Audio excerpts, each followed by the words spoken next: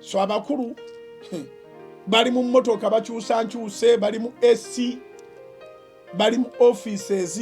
Unfortunately, abamu balina ekitiibwa ekitabasaana. You're not supposed to be called a honorable when you traffic people, when you are a murderer, when you send people where they're going to die like animals.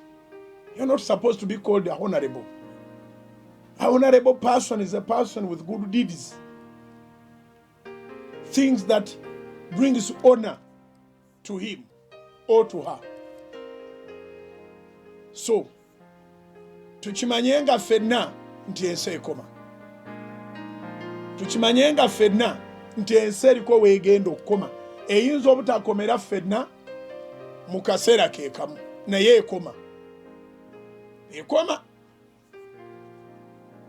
Ekoma. Naku zino nababuuliddeko ku bantu ab'ebitiibwa abali batalowooza nti baliva mu nsi. Bamubutu Seseko Ngubenu Wazabanga yagenda, ensi ekoma. Ba Muhammad Ali Gaddafi titujja kugenda mu myaka gye tutamanyi, bamanye Mussolini, Hitler tibatukwatako. Olwo abantu nga byakulabirako.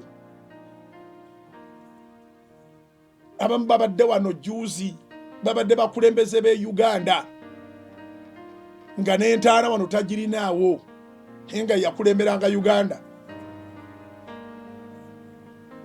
So kati kikulu nnyo okukola buli kye tukola nga tukulembeza Katonda mu kutya Mukama amagezi be gasookera, nga tukulembezezza obuntu bulamu.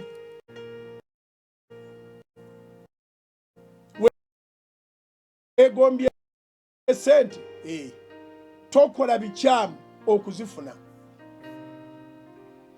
Naawe asigaddewo teweegomba muntu oyo alina sente. Weebaze Katonda olw'obulamu bw'akuwadde, musabe amagezi otuuke ku sente mu mirembe.